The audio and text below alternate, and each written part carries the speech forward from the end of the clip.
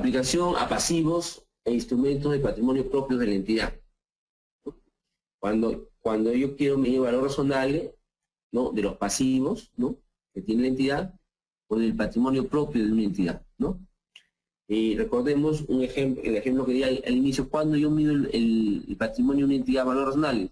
Una de las situaciones es cuando se produce una combinación de negocios, ¿no? Cuando una empresa compra a la otra empresa y como parte de pago da sus propias acciones, ¿no? Esas acciones se tienen que medir a valor razonable para efectos de la transacción. Entonces, ¿cuáles son los principios generales acá? Dice, una medición a valor razonable supone que un pasivo financiero o no financiero o un instrumento de patrimonio propio de una entidad, por ejemplo, participaciones en el patrimonio emitidas como contraprestación en una combinación de negocios, no lo que está diciendo, digamos, estas participaciones o estas acciones son las que yo tengo que pagar por la compra de otra empresa y por lo tanto estas acciones las tengo que medir a valor razonable, ¿no? Se transfieren a un participante de mercado en la fecha de la medición. Incluso cuando no hay un mercado observable para proporcionar información sobre la aplicación del precio sobre la transferencia de un pasivo o un instrumento de patrimonio propio de la entidad, ya sea por una restricción contractuales u otros tipos legales, puede haber un mercado observable, ¿no?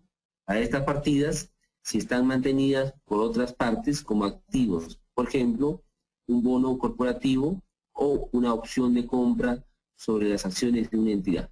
¿A qué se refiere eso? Es decir, acá es como encontrar el valor del pasivo o del instrumento de patrimonio por el otro lado, ¿no? Porque, digamos, si esta empresa, supongamos, emitió un bono, es porque hay otra empresa que compró el bono. Entonces, si yo no tengo el valor razonable del pasivo, entonces me voy a ver el valor razonable del activo que tiene la otra empresa. Y de esa forma puedo medir mi pasivo. ¿Qué pasa cuando son instrumentos de patrimonio? Yo no tengo esto, por ejemplo, en el patrimonio, ¿no? Y quiero encontrar el valor razonable. Pero estas acciones que es del patrimonio, alguna otra empresa los compró, los tiene. ¿Y dónde los tiene? Los tiene en el activo. Entonces me voy a ver cómo se cotizan las acciones de esa otra empresa, que son las acciones que yo tengo en el patrimonio, ¿no? Y indirectamente puedo encontrar el valor razonable de los instrumentos patrimoniales, ¿no? A eso se refiere esta parte.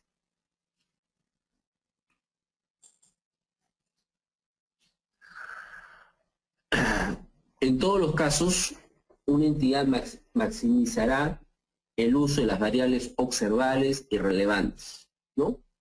Y minimizará el uso de las variables no observables para cumplir con el objetivo de una medición de valor razonable, ¿no? Es decir, acá la norma, como me estaba diciendo, da prioridad a estas variables observables, es decir, que se pueden comprobar, ¿no?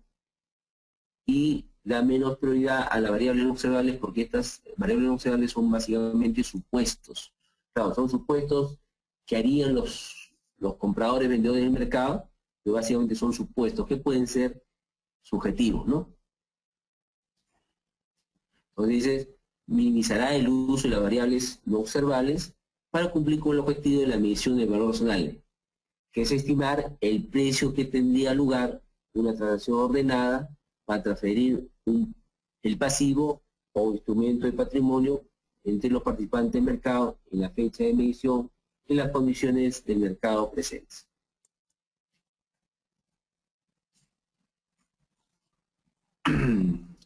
Cuando un precio cotizado para la transferencia de un pasivo idéntico o similar o un instrumento de patrimonio propio de la entidad no está disponible y la partida idéntica se mantiene por otra parte como un activo, una entidad medirá el valor razonable del pasivo o del instrumento de patrimonio de la perspectiva de un participante del mercado que mantiene la partida idéntica como un activo en la fecha de emisión, ¿no? Es lo que les estaba diciendo antes. Es decir, si yo no puedo encontrar el valor del pasivo, por ejemplo un bono, o el valor de las acciones que tengo en patrimonio, ¿no? Entonces pues me voy a ver la otra cara, ¿no? Veo en la otra empresa que el pasivo lo tiene como, el pasivo que yo tengo lo tiene como activo. Y el patrimonio que el instrumento de patrimonio que yo tengo en el patrimonio, la otra empresa lo tiene como activo. Y si tiene un valor razonable como activo, usaré ese valor razonable del activo para medir el pasivo o el instrumento de patrimonio. Don Leopoldo. Dime.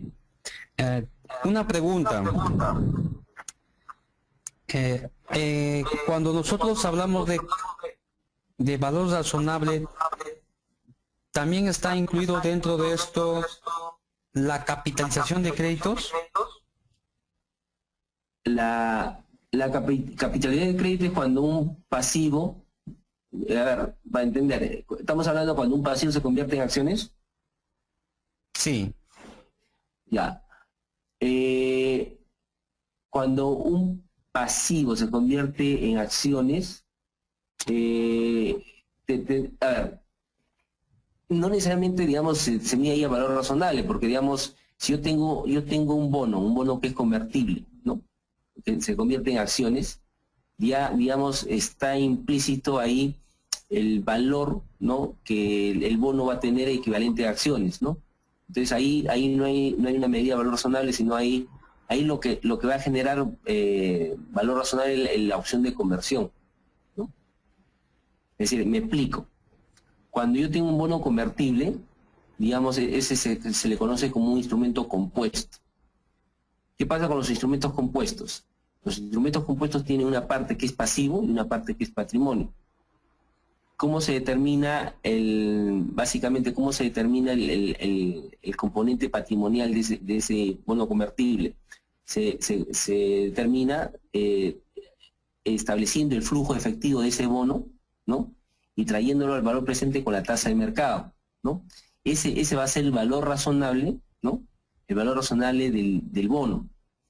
Y digamos, la diferencia contra el valor total del bono, por ejemplo, si yo tengo un bono de 2 millones, establezco su flujo de caja, ¿no?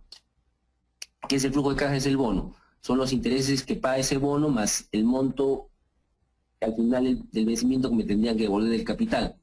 Entonces yo establezco un flujo. Ese flujo lo tengo que traer a valor presente, pues no a la tasa que paga el bono, sino a la tasa de mercado, ¿no? Ese traerlo al valor presente me va a dar el valor razonable de ese pasivo. Supongo que sea 1.800.000. Pero como el bono total son 2 millones, tengo una diferencia entre 1.800.000, que es el valor razonable del bono, y los 2 millones es el valor total.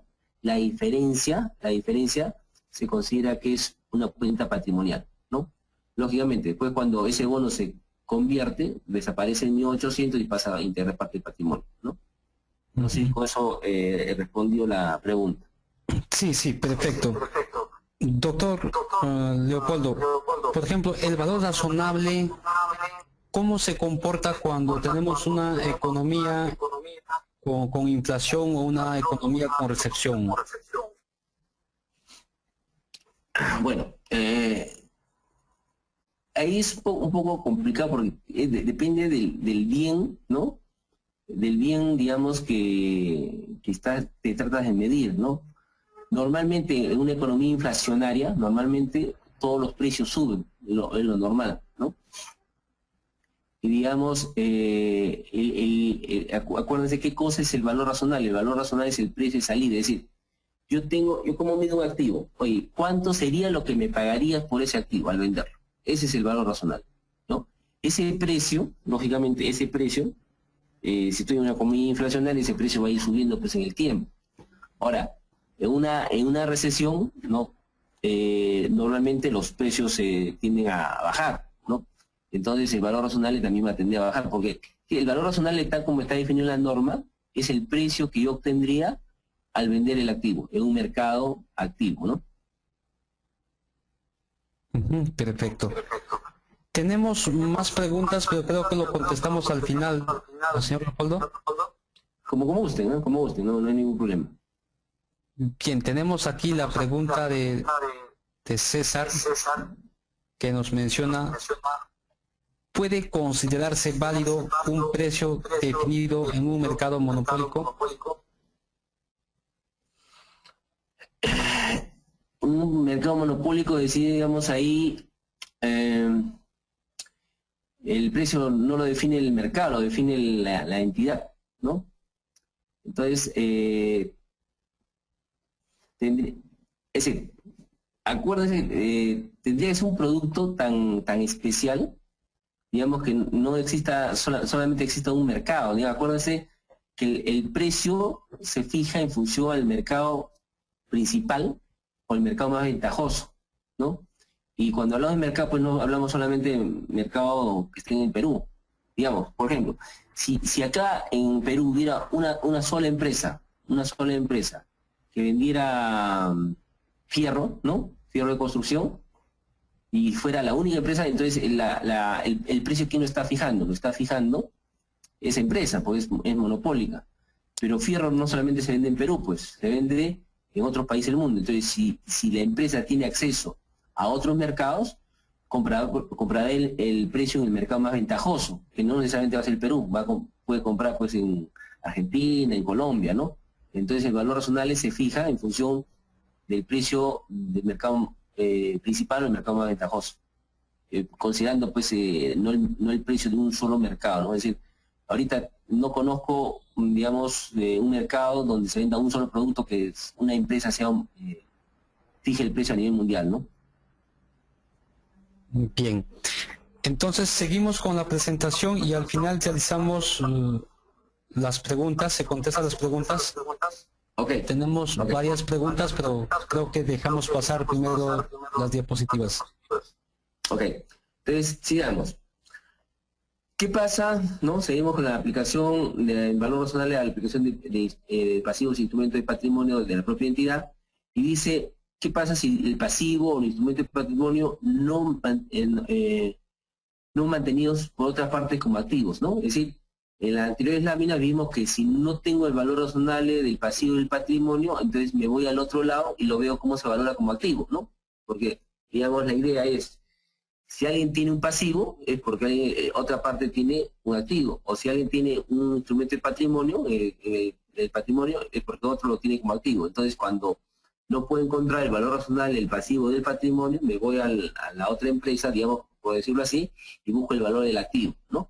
Entonces, acá estamos ya bajo otro supuesto. Dice, oye, ¿qué pasa si el pasivo o el instrumento de patrimonio no es mantenido por las otras partes como activos, ¿no? Entonces, acá la cosa se pone un poco más compleja. Entonces dice, cuando sucede eso, dice, cuando el precio cotizado para transferencia de un pasivo idéntico o similar o un instrumento de patrimonio propio de la entidad no esté disponible y la partida idéntica no se mantiene por la otra parte como un activo, una entidad medirá el valor razonable del pasivo del instrumento de patrimonio utilizando una técnica de valoración de la perspectiva de un participante de mercado que debe el pasivo o ha emitido el derecho sobre el patrimonio. Es decir, acá, como no tengo referencias de valores de activos, entonces tengo que usar una medida, una técnica de valoración, ¿no? Algún modelo matemático financiero que le tendré que poner variables observables y variables no observables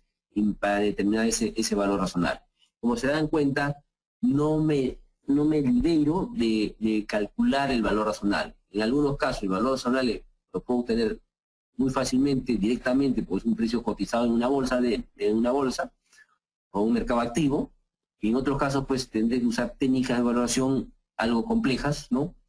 Que siempre están ligadas pues a la parte financiera y a la parte matemática, ¿no?